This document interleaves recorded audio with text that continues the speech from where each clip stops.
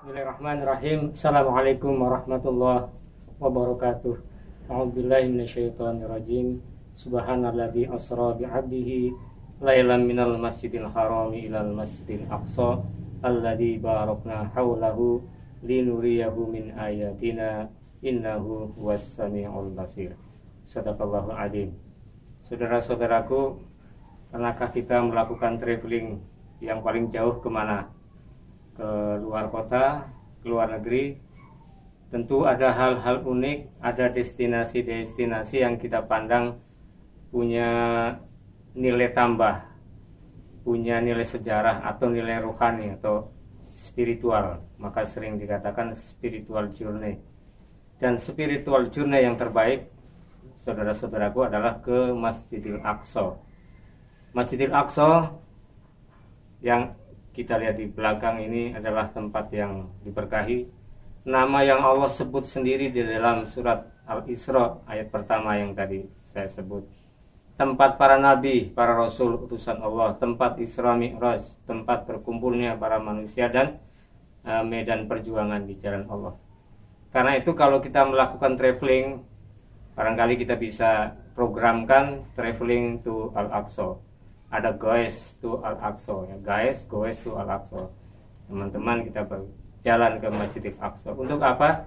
Ada paling nggak tiga tujuan. Yang pertama, memang ini adalah anjuran Rasul Nabi kita tercinta Muhammad Sallallahu Alaihi Wasallam, menganjurkan agar umatnya melakukan perjalanan ratu syadr rihal, suatu rihlah ke tiga tempat yang utama.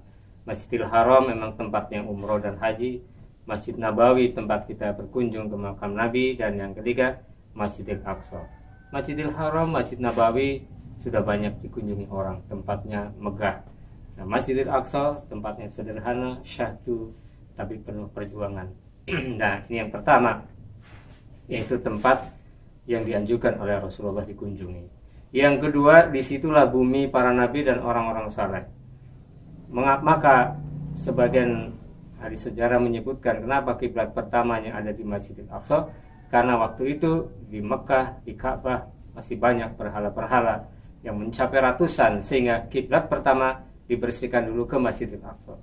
Baru kemudian secara bertahap, setelah berhala-berhala bertahap, mulai ini beralihlah ke Ka'bah di Mekah.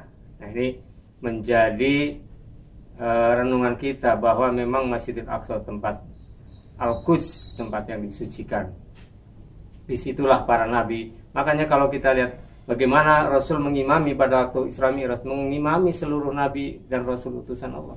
Maka di lahan 114 hektar, 144 hektar itu, kalau dimanapun kita bersujud, disitulah Rasul, nabi utusan Allah pernah bersujud. Maka kemarin ketika peringatan Maulid dihadiri oleh puluhan ribu jamaah, itu merasa gegirah bahwa disitulah memang ruhnya para nabi.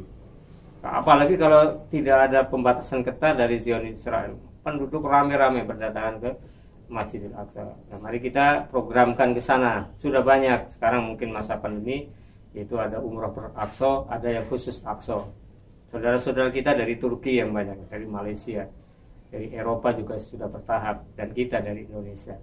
Orang-orang Yahudi aja dari berbagai negara berkunjung ke sana untuk ritual Talmud. Nah, kita apalagi. Dan yang ketiga, Masjidil Aqsa tempat bersatunya kaum muslimin. Kita bukan hanya berkunjung, tapi kita mungkin membeli oleh-oleh, memberi barang-barang yang di sana, sehingga tumbuhlah roda perekonomian. Dan tentu kalau kita punya kawan, punya saudara, udah lama sekali nggak bertemu, gimana rasanya kalau dikunjungi sewaktu saya mau datang, itu tentunya rasa senang. Itulah saudara-saudara kita di Palestina. Kita berkunjung, dia merasa senang karena sudah bertahun-tahun, berpuluh-puluh tahun tidak ada yang berkunjung. Nah, tiga hal inilah, saudara-saudaraku, kalau coba kita renungkan dan kita coba hayati, insya Allah Masjid Aqsa lama-lama akan makmur. Masjid Aqsa lama-lama akan dikunjungi banyak orang, dan insya Allah pembebasannya akan sebentar lagi. Nah, mudah-mudahan dari hal yang singkat ini menjadikan kita termotivasi. Kita angkat isu-isu Al-Aqsa, kita coba gali apa yang bisa kita berikan ke Al-Aqsa, kita bisa berkunjung ke sana, dan tentunya kita doakan mudah-mudahan saudara-saudara kita di sana mendapatkan keberkahan dan kekuatan dari Allah Subhanahu wa taala. Dan jangan lupa juga kita banyak kajian-kajian, kita banyak referensi berita-berita perkembangan Al-Aqsa. Seperti ini ada buku yang luar biasa, Khazanah 3 Tempat Suci Sejarah Masjidil Aqsa. Ini saya dapatkan dari Kedutaan Besar Palestina.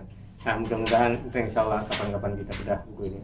Mudah-mudahan kita semuanya mendapat kesempatan untuk berkunjung traveling spiritual journey ke Masjidil Aqsa. Alhamdulillah, Al-Aqsa hakuna. Assalamualaikum warahmatullahi wabarakatuh.